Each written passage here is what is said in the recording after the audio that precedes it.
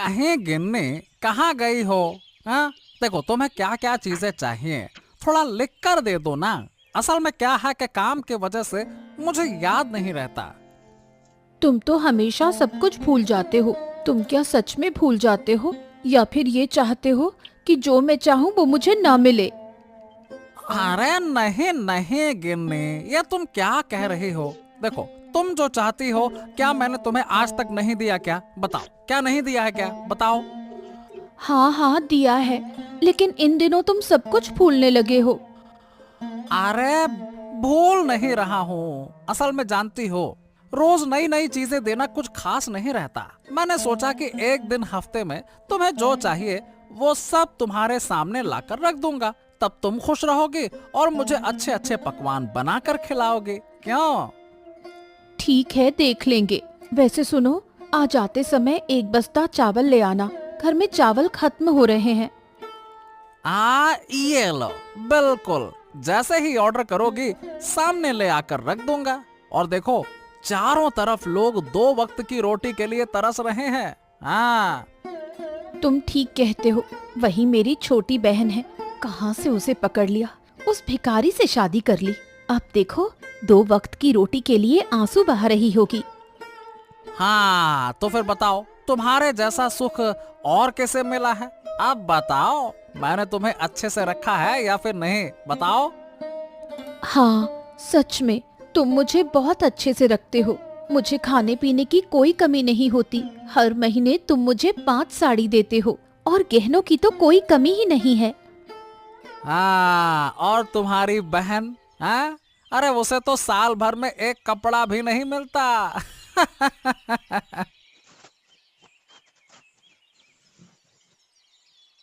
अब तुमने तुमने मुझे देखकर मुझसे मुझसे शादी क्यों की? मैं अभी तक समझ नहीं पाया। आज तक तुम्हारी कोई इच्छा मैंने पूरी की है? सुनो, तुम रोज उठते ही यही रोना रोने लगते हो। मैंने तुमसे पहले ही कह दिया था, मुझे पैसा दौलत या किसी चीज का कोई मोह नहीं है। मैंने सिर्फ एक अच्छे दिल के इंसान को चाहा था। मैं इसी के लिए हमेशा ऊपर वाले से दुआ करती थी, और इसीलिए मैंने तुमसे शादी की। अरे तो पसंद का कोई तरीका भी तो होना चाहिए था। अगर मैं तुम्हारी जगह होता ना, तो मैं कभी भी खुद को पसंद नहीं करता। हाँ। तुम तो मुझे भी पसंद नहीं करते, ये बात तो तुम्हारी बातों से ही समझ आ जाती है। अरे ये क्या कह रही हो तुम? ये देखो, तुम रोज उठते हो और मुझे यही बातें सुनाते हो। इसी बात से समझ आता है कि शायद तुम मुझे छोड़कर किसी और से शादी करना चाहते हो। हाँ, ये क्या क्या क्या बात क्या कर रही हो तुम? ऐसा मैं कभी सोच नहीं सकता। असल में जब कोई आदमी अपनी पत्नी को ना बहुत सी चीजें देता है तो मुझे बहुत दर्द होता है। मैंने तुम्हें 6 महीने पहले एक साड़ी दी थी, वही अब तक पहनी हुई हो। मुझे ज्यादा कुछ नहीं चाहिए। जो कुछ भी है उसमें मैं खुश हूँ। मैं सिर्फ तुम्हारे साथ इस घर में शांति से अपना जीवन बिताना चाहती हूँ। कोई घर में है? एक बार बाहर आओ। क्या हुआ? क्या चाहिए यहाँ? मैं कब से रास्ते पर चल रही हूँ। तू मुझे दया करके थोड़ा पानी दे दे। मुझे बहुत तेज प्यास लगी है। जैसे ही बड़ा घर देखा, पानी मांगना शुरू कर दिया। फिर पानी के नाम पर क्या क्या मांगोगी? इसका कोई ठिकाना है? नहीं, मैं कुछ नहीं मांगूंगी। मुझे सिर्फ थोड़ा पानी चाहिए। मुझे सच में बहुत प्यास लगी है। अब मैं और नहीं चल सकती। पानी वानी कुछ नहीं है, तुम यहाँ से चली जाओ। तू ऐसा क्यों बोल रही है? मैं तो तुझसे मदद लेने आई थी। ऐसे बहुत से भिखारी आते हैं, पहले पानी मांगते हैं, फिर खाना मांगते हैं, फिर पैसे मांगते हैं, फिर ऐसा बर्ताव करते हैं जैसे सारा सामान हमारे पास रखा हो। ऐसा मत कह, मैं ऐसी नहीं हूँ।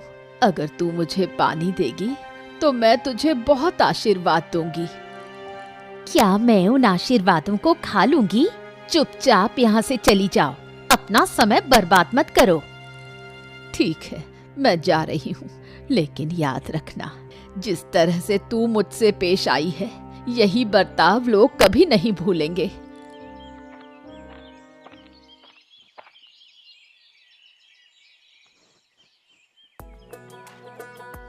ले लो, खा। तुम लोग नहीं खाओगे तो क्या होगा? तुम्हारे लिए सुबह से बहुत सारा खाना रखा है, खा लो ना।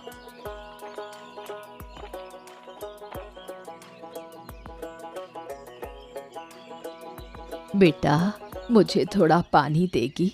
मैं बहुत दूर से चलकर आई हूँ। नदी के पार किसी ने मुझे पानी नहीं दिया। इस बांस के पुल से होकर आई हूँ मैं। ये क्या बूढ़ी माँ, आप नदी के उस पार से बिना पानी पिए आ रही हैं? आइए मैं आपको पानी देती हूँ।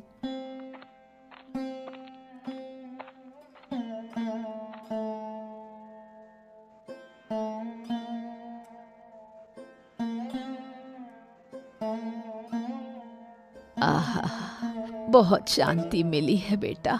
सच में इतनी शांति मुझे पहले कभी नहीं मिली। पर आपको रास्ते में किसी ने पानी क्यों नहीं दिया? मुझे तो यही समझ में नहीं आ रहा। पानी देने में तो पैसे नहीं लगते। ये बात हर कोई नहीं समझता बेटा। मैं नदी के पार एक बड़े घर में गई थी। वहाँ की बहू ने मुझे दूर धक्का दे दिया। अरे समझ गई, बहन ने आपके साथ ऐसा बुरा व्यवहार किया। बहन? वो तुम्हारी बहन है क्या? हाँ बूढ़ी माँ, वो मेरी अपनी बहन है। उसकी शादी बड़े घर में हुई है। वो बहुत अमीर है। अमीर हो सकती है, लेकिन उसका दिल बहुत छोटा है। किसी की परवाह नहीं करती। जो असहाय लोगों की मदद करनी चाहिए, वो नहीं समझती। तू तो बहुत अच्छी है बेटा। तू इस झोपड़ी में रहती है, लेकिन तेरा दिल बहुत बड़ा है। मैं आशीर्वाद देती हूँ बेटा, तुम लोग हमेशा खुश रहो। आप अब कहाँ जाएंगी बूढ़ी माँ? मेरे पास कोई जगह नहीं है। मैं रास्ते रास्ते घूमती रहती हूँ। देखती हूँ कि कहीं वृद्धाश्रम में जगह मिल जाए। अब मैं चलती हूँ बेटा, तुम लोग अच्छे से रहो।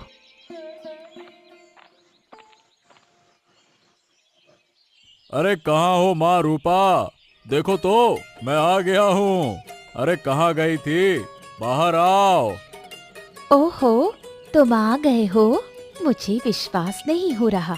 सच में तुमने मुझे बहुत बड़ा तोहफा दिया है। आओ आओ, मेरे बड़े घर में आओ। वाह, तुम्हारे घर में आकर कितना आरामदायक महसूस हो रहा है। तुम सोच भी नहीं सकती, मेरा दिल बार बार तुमसे मिलने का करता है। हाँ, मैंने तुमसे कितनी बार कहा है, अकेले मत रहो, हमारे घर में आकर रहो। देखो, इस बड़े घर में हम सिर्फ 2 लोग रहते हैं। तुम्हारे आने से कोई परेशानी नहीं होगी।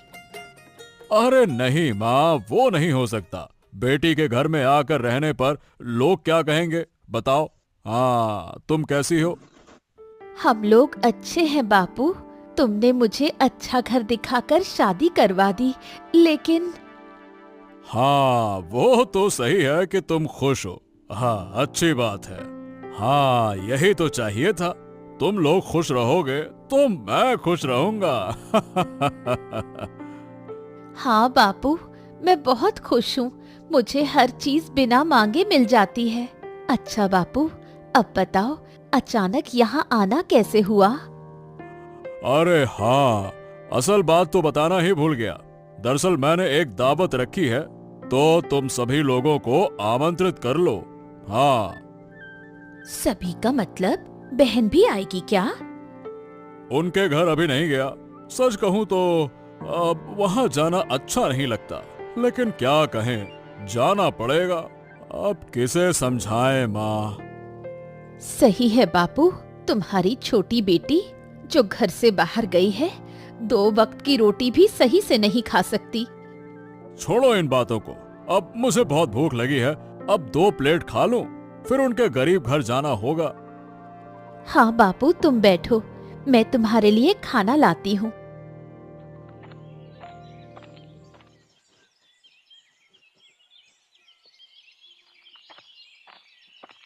ओह बापू, तुम, मेरा सौभाग्य कि तुम मेरे घर आए। आओ आओ, अंदर आओ। अंदर आऊं? अरे तुम्हारे अंदर तो सब सामान ही है, घर और बाहर कोई फर्क ही नहीं है। हाँ बापू, छोटा घर है इसलिए। ठीक है, सुन, ज्यादा देर नहीं बैठूंगा, तुम्हें कुछ बताने आया हूँ। नहीं बापू, ऐसा नहीं है, पहले बैठो, फिर जो कहना हो कहो। हाँ, इस घर में कैसे रहती है वो तो तुम जानती हो। बाप रे बाप, आते ही मुझे घबराहट हो रही है। लेकिन मुझे तो बहुत अच्छा लगता है बापू, मैं बहुत शांति से यहाँ रहती हूँ। हाँ, वो तो देख ही रहा हूँ कि कितनी शांति से रह रही हो।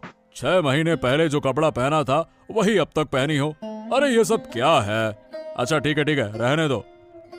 मुझे कुछ ज्यादा नहीं चाहिए बापू, मैं थोड़े में ही संतुष्ट हूँ।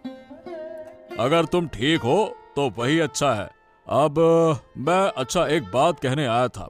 परसों मैं अपने घर में दावत रख रहा हूँ। तुम्हारी बहन और जमाई बाबू को भी बुला लिया है। तुम दोनों भी आओ, अच्छा खाना खाकर जाना, ठीक है? क्या खास मौका है दावत का बापू? अब कोई खास मौका नहीं है, बस मेरा मन किया तो दावत दे दी। हाँ ठीक है बापू, मैं उस दिन उन्हें लेकर आ जाऊंगी। हाँ ठीक है, फिर वही बात हो गई। चलो अब मैं जाता हूँ, यहाँ ज्यादा देर रुक नहीं सकता, अच्छा नहीं लग रहा है। चलो मैं जाता हूँ।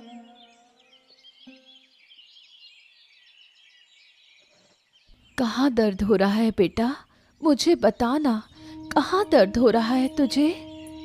माँ, सिर में बहुत दर्द हो रहा है, पेट में भी बहुत तकलीफ हो रही है, मुझे कुछ दवाई दे दे माँ, मैं दवाई खाऊं तो तुरंत ठीक हो जाऊंगी। बेटा, मैं दवाई खरीदने के लिए पैसे नहीं जुटा सकती, तू थोड़ा आराम कर, मैं पहले निखिल दा के घर जाकर पैसे लेकर आती हूँ। निखिल दा मुझे जरूर मदद करेंगे। ठीक है माँ, जल्दी आना।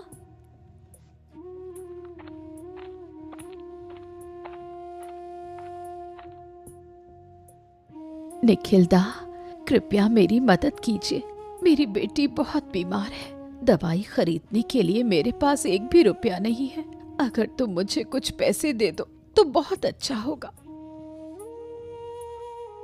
भाई, हम बहुत मुश्किल में हैं, मैं तुमसे मदद की उम्मीद लेकर आई हूँ, कृपया मुझे इनकार मत करो, नहीं तो मेरी बेटी की हालत बहुत खराब हो जाएगी, वो शायद बच नहीं पाएगी।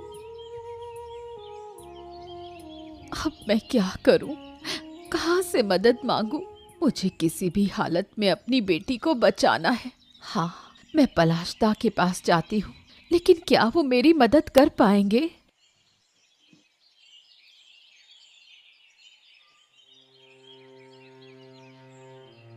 पलाशदा, घर पर हो क्या?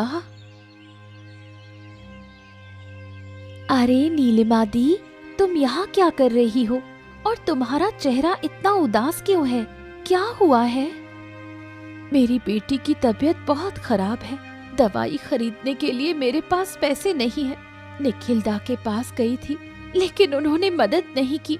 अब मेरी बेटी बिना इलाज के मर जाएगी। तुम मत रो दीदी, हम हैं ना। रुकिए, मेरे पास कुछ जमा पैसे हैं, मैं तुम्हें दे देती हूँ, तुम जाकर दवाई ले लो। तू अपने जमा किए हुए पैसे मुझे दवाई के लिए देगी? क्यों नहीं दूंगी, मुझे लगता है इन पैसों की तुम्हें जरूरत है, इसलिए मैं तुम्हें दे रही हूँ।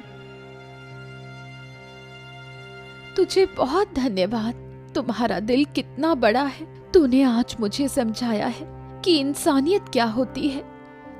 ठीक है, अब ज्यादा धन्यवाद मत देना, जल्दी से दवाई लेकर घर जाओ। आओ आओ आओ जीवन, आओ आओ, तुम दोनों के लिए मैं कब से इंतजार कर रहा था। तुम लोग इतनी देर से क्यों आए?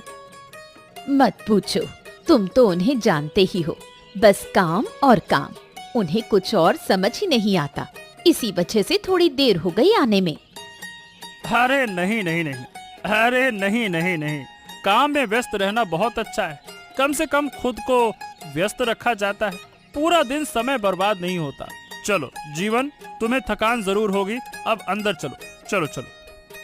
क्या बताऊं, जल्दी में कोई मिठाई भी नहीं ला पाई। अरे नहीं नहीं नहीं नहीं, इस बारे में चिंता मत करो। आओ आओ आओ, अंदर तो चलो चलो।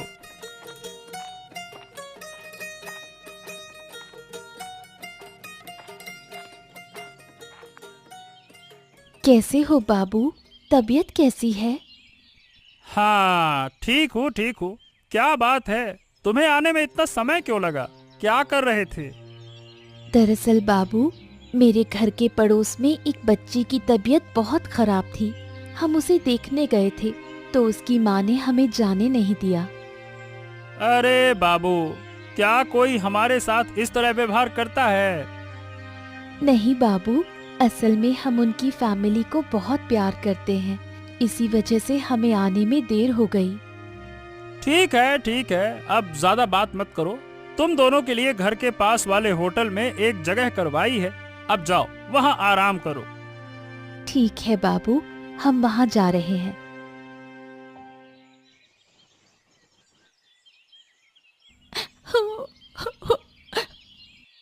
अरे क्या हुआ? तुम फिर से रो क्यों रही हो? क्या तुम्हारा दिमाग खराब हो गया है क्या?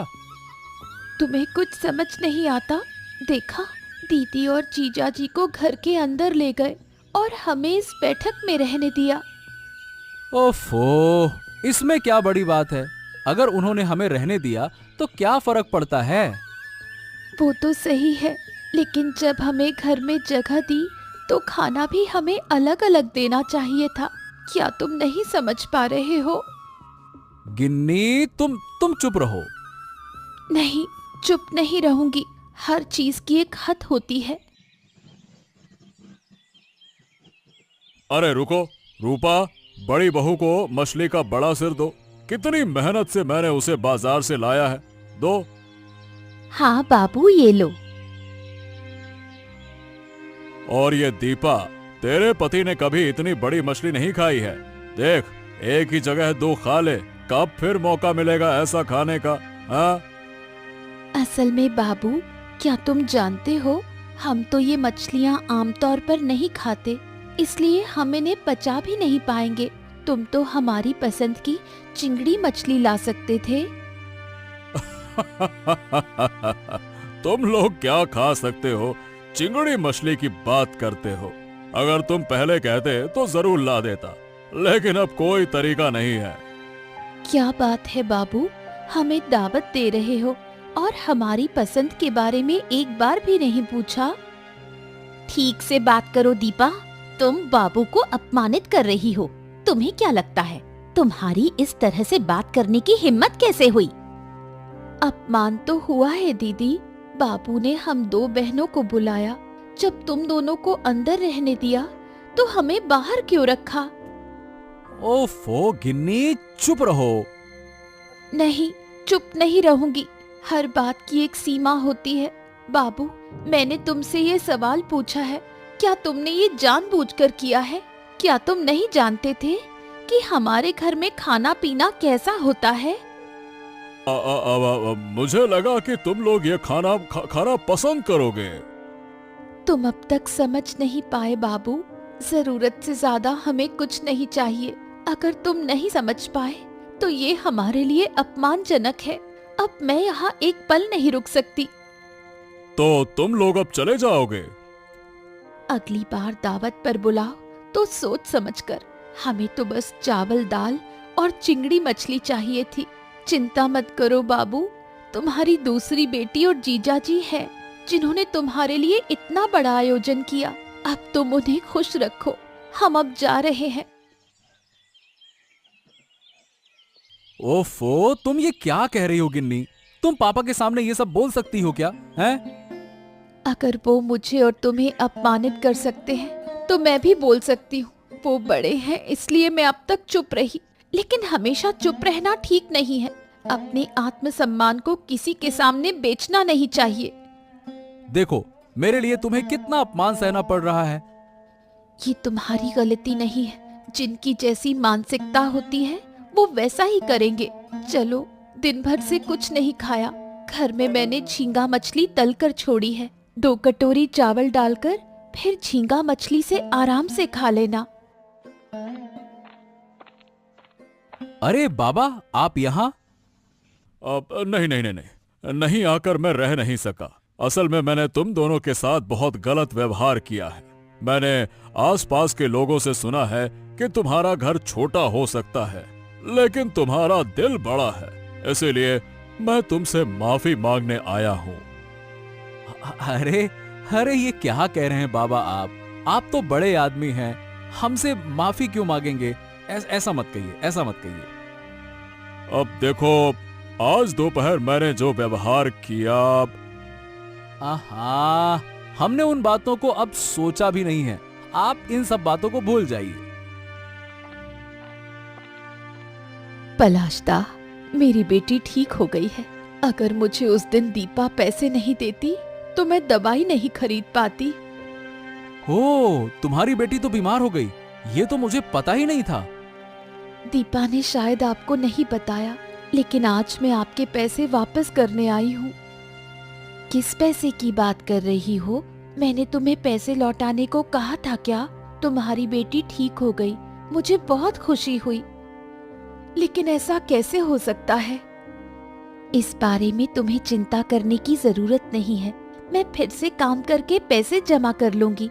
तुम अपनी बेटी का ध्यान रखना। सच में माँ, मैं हैरान हूँ तुम्हें देखकर। तुम गरीब होते हुए भी दूसरों की मदद कर रहे हो। मुझे तुम पर गर्व है।